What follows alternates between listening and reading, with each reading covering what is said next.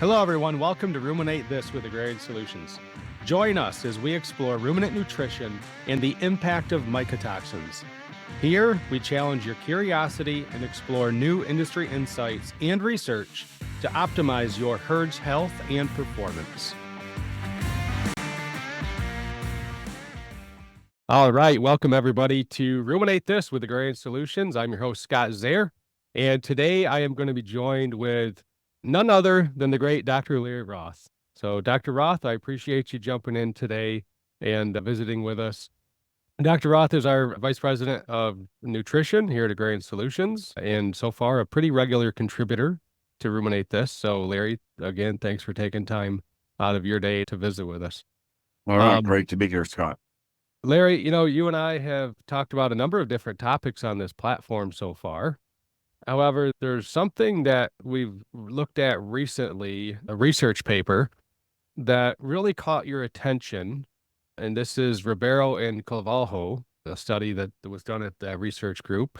And it's the impact and mechanisms of inflammatory diseases on embryonic development and fertility in cattle. So say that 5 times fast. There you go. What we're going to do today, Larry, if you could, I'd like to kind of walk through some of the results of this study and just kind of give us an overview of what the study was designed to look at, and then maybe just kind of summarize for our listeners, if you could, the outcomes and give us a take-home message and how do we think about this on dairies or as a nutritionist and so on. All right. Well, this is a very good review article. They will get into some hypothesis of how inflammation affects reproduction. We know that transition hiccups, transition issues will impact first service consumption rates.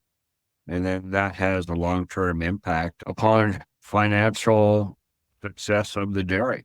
So it all comes back to what can we do to manage these inflammatory diseases. And that it goes all the way from making sure we don't get into subclinical milk fever to ketosis to just minimizing the load that comes onto the immune system. So within this review, what did they discover? Well, they're estimating that in the first 3 weeks of lactation, 60 to 80% of cows have some type of a major inflammatory reaction. And some cows are just going to sail right through it. Others, it's going to linger. And Scott, I kind of let you use the analogy of a fire. If we have a big fire, we're going to call the fire department and they're going to come and they're going to put out the fire. But the real problem comes in the smoldering fire that we just kind of allow to linger and don't come in and bring in a big fire hose and put it out. But that smoldering fire just lingers and lingers and lingers until the right situation comes along, and then it flames up into a major inferno. And I think that's a fairly good analogy to use with some of these inflammatory diseases. The cow's going to get better tomorrow because on the dairy farm, I don't remember, Scott, is it 1,001 or 1,002 things that we got to do? And so we're going to put off treating this cow today because she's going to get better, and we'll just look at her tomorrow, right? The problem that comes up is she doesn't get better tomorrow, and we continue to deal with the issues. And the inflammation causes a repartitioning of nutrients. That's a fancy way of saying the inflammation is stealing away the nutrients or stealing away the dollars from what the producer is wanting the nutrients or dollars to go into.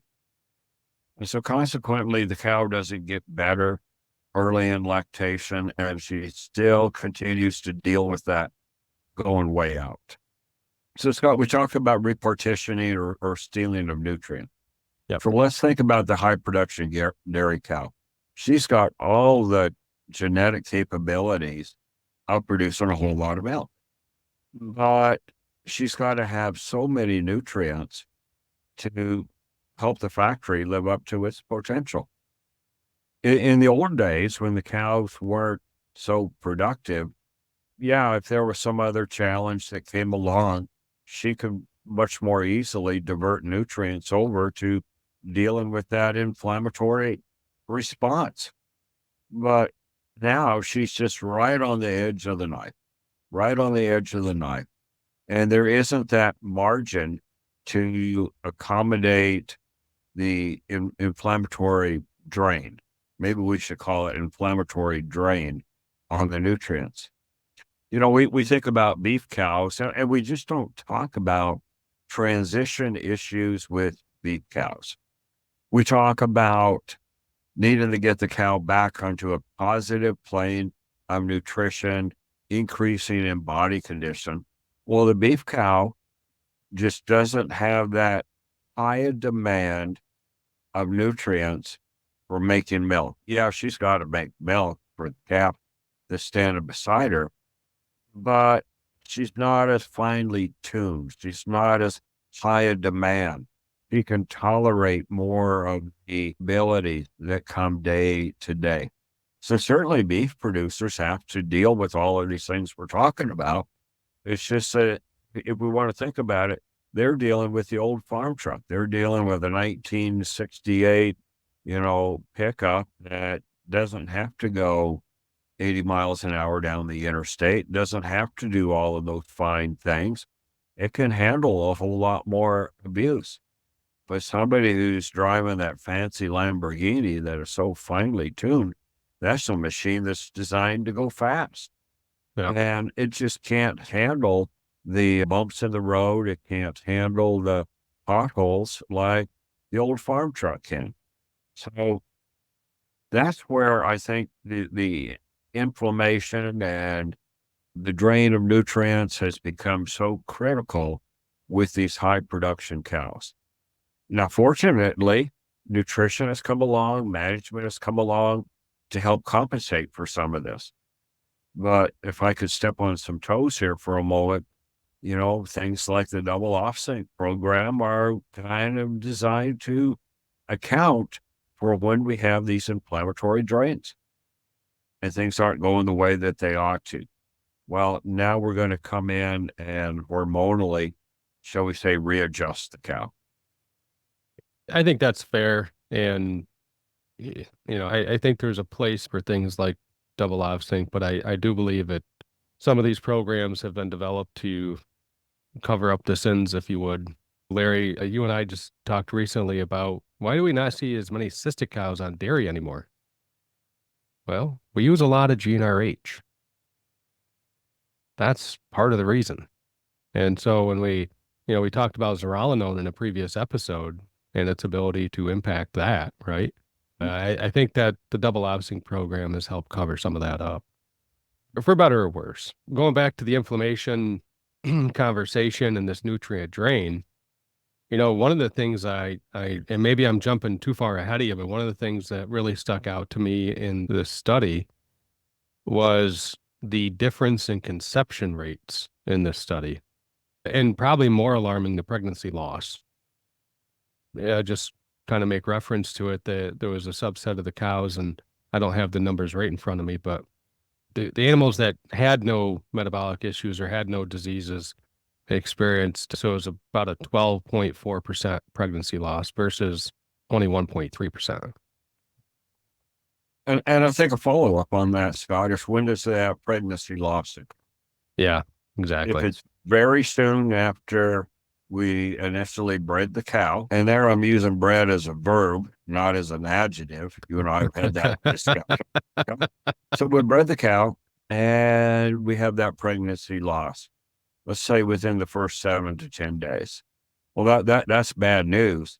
But I think, Scott, the really bad news is if that pregnancy loss occurs, let's say day 40 or later. Okay. And I pulled day 40 just kind of out of the air. Well, I would say day 30 and later for sure. Yep. Because now, man, we thought we had her bred. Now we're really going to have a delay in when she's going to freshen again. And another good talk, how long should that lactation be? Because if we've just lengthened that lactation, let's say another 30 days, we've increased the risk that maybe she carries a little bit more body condition at the end. than what she should be. And then we're setting her up for some subclinical ketosis, which she freshens next year. So again, I come back to the inflammatory drain, the repartitioning of nutrients.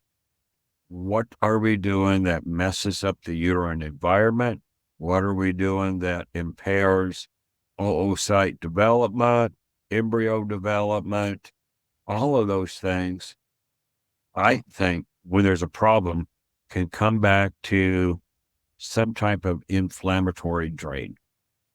We've talked a lot about the different things that are playing a role in causing inflammation.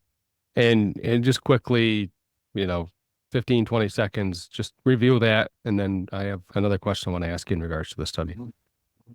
Well, I'll tell you what, a lot of it comes to where's the site of the, let's say, bacterial infection. Are we having a bacterial infection in the uterus? Is it in the udder? Are we having a viral problem in the respiratory tract? All of these things will cause a repartition of nutrients. But probably where we can't tolerate the infection is in the uterus, because it all comes into creating as good of uterine environment for the embryo to develop in as what we can have. So we need to be thinking about what is the timing of the inflammation, shall we say, problem? Where is it occurring? And what are we doing to help the cow deal with this and recover from it? So, Dr. Roth, if we have one inflammatory disease today, let's call it metritis. There's longer term effects than just the symptom we're seeing today, right? And maybe decreased appetite or decreased milk production. But there's also the ability for other issues to creep up out of that. I'm going to say beyond depressed first service conception rate or something like that. What are some of those things that might happen because the door is already open, if you would? You bet. Oh, good point. So to use your term, the door is already open because we're dealing with some metritis. Well, the body can only deal with so many challenges at a time. And you mentioned that intake is down, milk production is down in your example. Well, that's because the body is diverting nutrients away to deal with this metritis. But the immune system is also having to defend the respiratory tract, having to defend the udder, so many different things that are going on. Let's think about the digestive tract. Maybe she consumes some Clostridia. Maybe we have some mycotoxins. Any place where there's a challenge on her body, the immune system needs to go there and respond. But if the immune system is, shall we say, occupied there with resolving the metritis, it's not able to deal with other issues. And so part of the challenge with inflammation is if it's not resolved, it can become audited. It can become a bigger and bigger issue because now we got more things to deal with. And that's really, I think, where the delay in first breeding, where the delay or where a reduced first service conception rate comes into play. So let's go back to the timed AI programs. Basically, it's trying to, shall we say, trick the cow into saying, hey, I need to get bred here, even though I don't have all of the nutrients to make things happen the way that they should. And so maybe we do get the cow bred, but the question then becomes, does she stay that way? Oh. I like to use my little cliche. The main objective here is to get the cow pregnant and stay pregnant. Right. And those are not necessarily the same thing. I think those things that happen after that initial door is opened up, if you would, that's really, really demonstrated prepartum.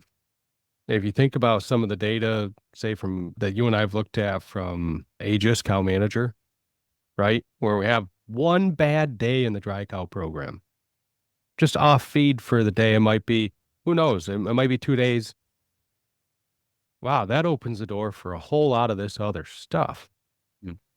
And so what's the impact outside of, to me, there's got to be something more that it impacts than just she's off feed today, and that means she's at higher risk for developing ketosis or a DA postpartum.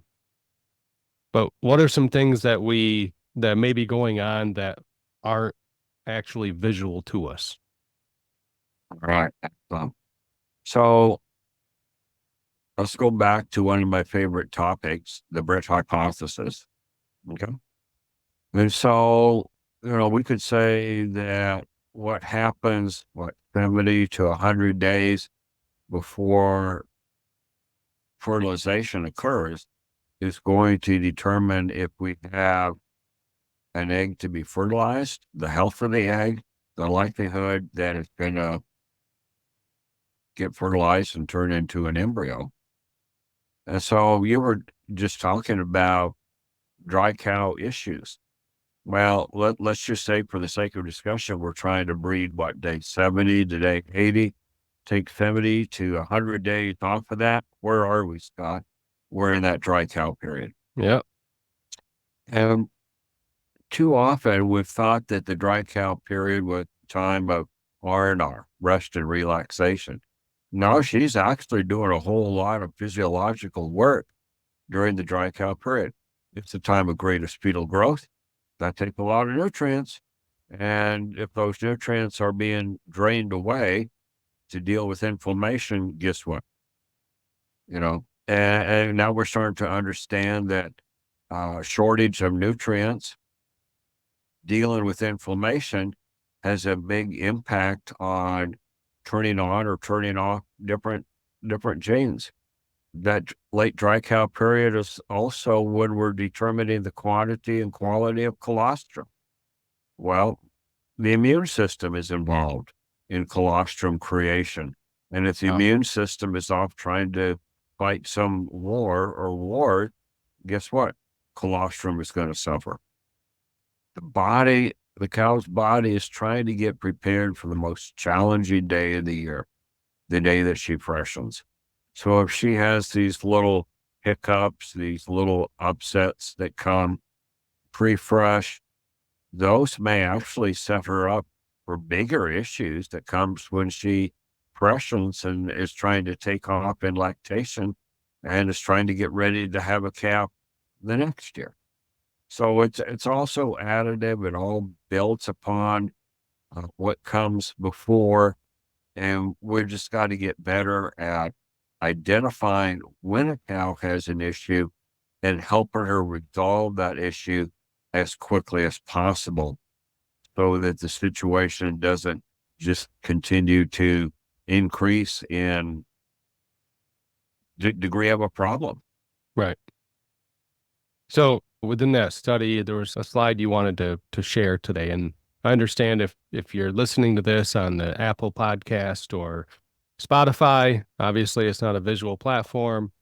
All these calls are also available on YouTube, Larry. And I believe it's figure 7 in That's this right. slide. And it's basically, I guess, is a diagram of what we just discussed. And I'd like to just ask you to pull that up for our YouTube audience. And again, if you're listening on Spotify or Apple or other podcast platforms, you can always skip over to YouTube. And also we'll figure out a way to make these documents available maybe in the description of today's podcast call. So Larry's got this queued up on screen now for those of you watching on YouTube. And Larry, just kind of walk us through this slide because there's a lot of moving parts here. Yeah, there is, Scott. There's a whole lot here. And I encourage people to go to Carvalho, Ribeiro Carvalho. It appears in Animal Reproduction in 2017. But again, it just goes back to prepartum.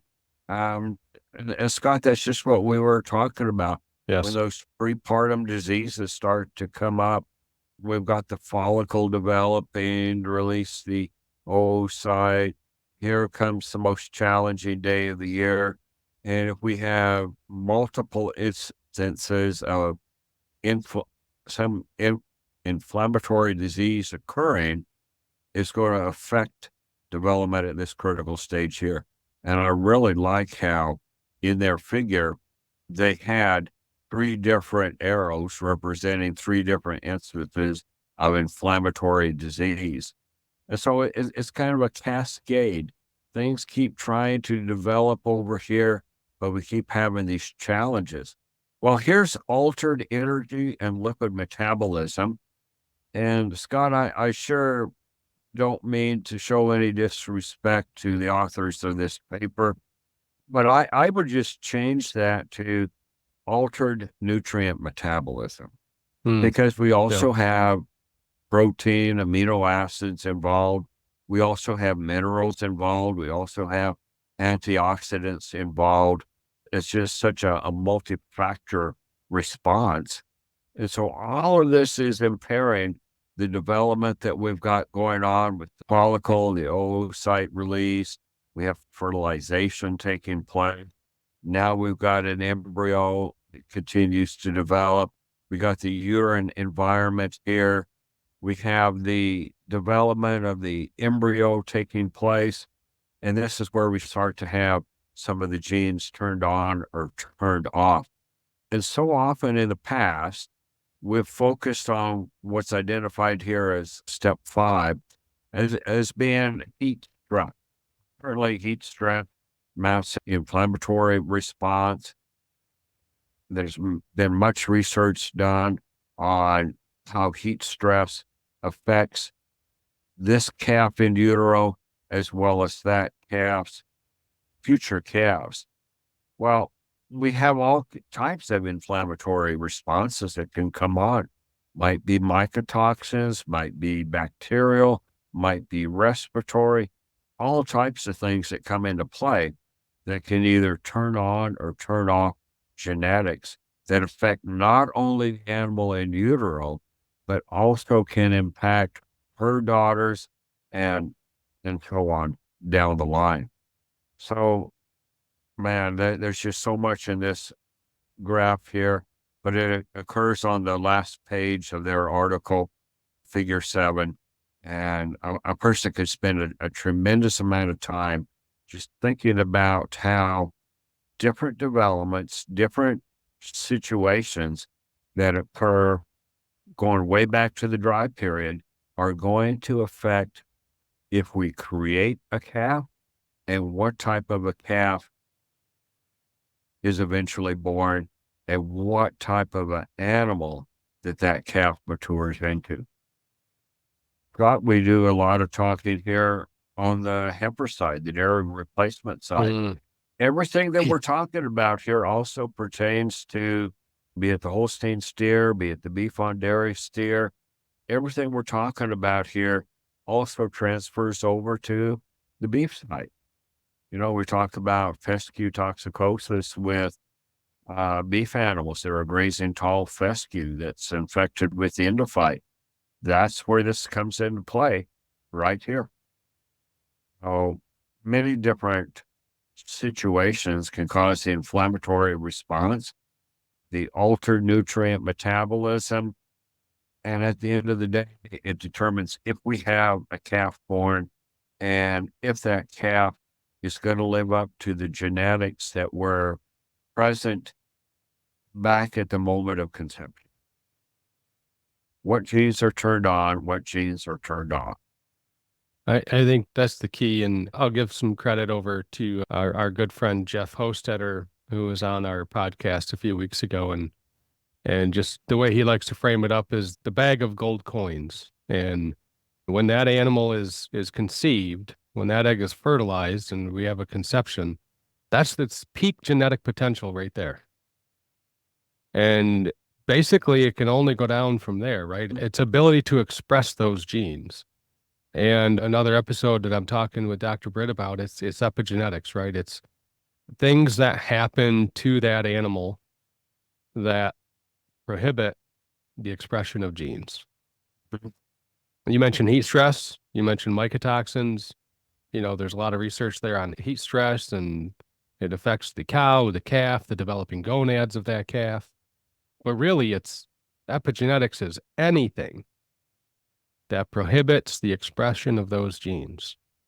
Larry, that's overcrowding. That's not maintaining your sand beds. That's Mhm, social effects of mhm, moving animals when they shouldn't be moved. mhm. Boy, there's a lot of things that play into that. Looking at this and talking with you about this, part of me says it's amazing we ever get any cows pregnant ever. Part of me says that, it's amazing we have animals that are producing 100 plus pounds of milk a day. And the other part of me says, wow, we're only scratching the surface of the potential here. Absolutely. I mean, Scott, everything you said is absolutely true. It's amazing that the cow gets pregnant. It's amazing that the calf gets born. It's amazing that we have cows producing tremendous amounts of milk. But what if we were able to do a better job of controlling this whole situation? What could we really do to preg rates?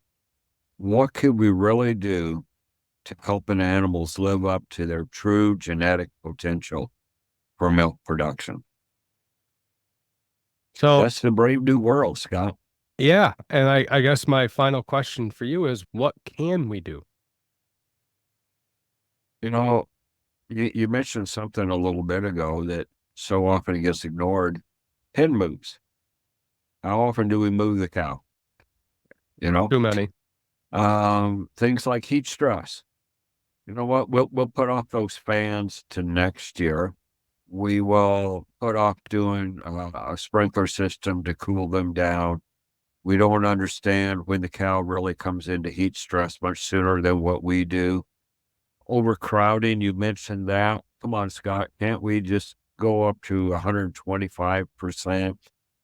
Maybe the banker, maybe somebody else is asking us to have more cows there. Is there an impact that comes from all of that? Not only an impact today, but a long-term impact. Mm, yeah. I mean, the epigenetics thing is just absolutely incredible. You know, I'm a nutritionist. You come from the genetics world.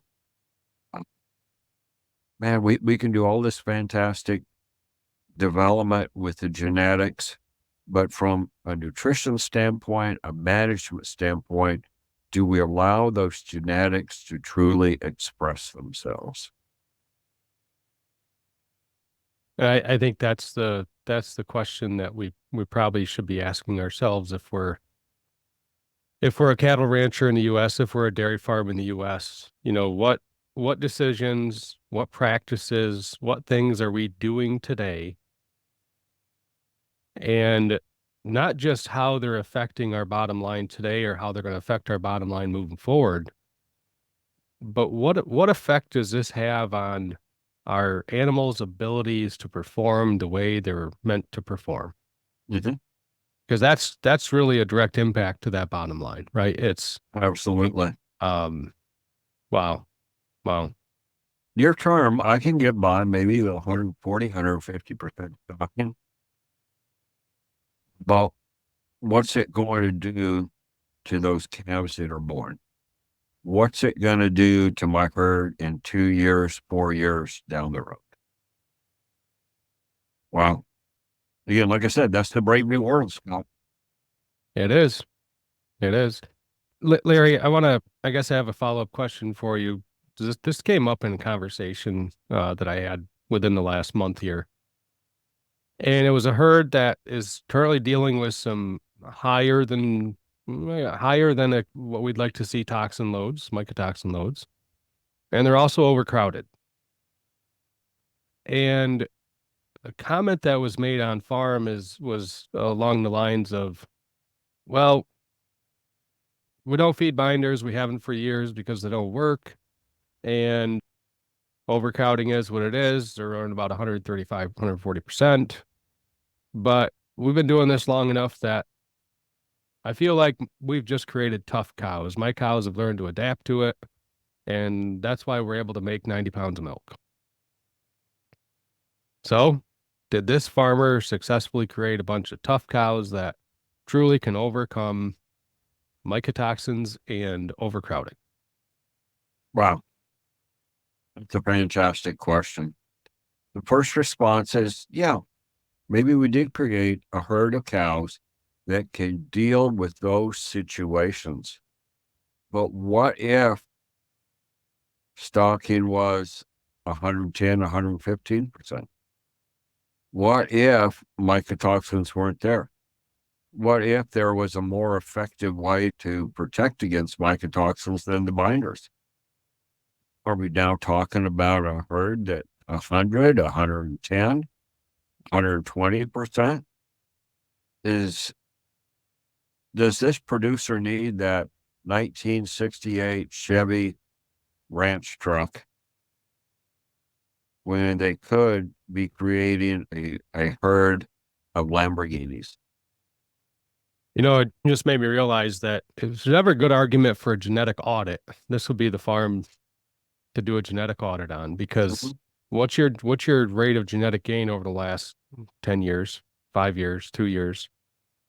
And did you create a cow that's truly tolerant of this stuff, or did we just did we move the baseline down? Because these genetics are not allowed to express themselves the way they're supposed to express themselves. Wow, that's a fantastic question. That's a question for a geneticist. Yeah. Somebody smarter than me, because my initial reaction is that maybe we've just lowered the genetics that we've got. We've selected for a different type of genetic. We've selected for a cow that can survive rather than a cow that can excel. Yep. Good stuff. Well, Dr. Roth, take-home message for the audience today in regards to the Ribeiro and Carvalho study. Any inflammatory disease is going to become a drain on nutrients, and it's going to ultimately reduce reproductive success and has the risk of impairing genetic expression. Breed as good a herd as you can, help them get as pregnant as be reproductively successful, and then help the genetics express themselves. Love it. All right, Dr. Roth, appreciate you stopping by on Ruminate This with Agrarian Solutions, and we will see you again in future episodes. And everybody else, we will talk to you again in 2 weeks. All right. Thank you, Scott. Thank you for listening to Ruminate This with Agrarian Solutions. Look for our next episode in 2 weeks.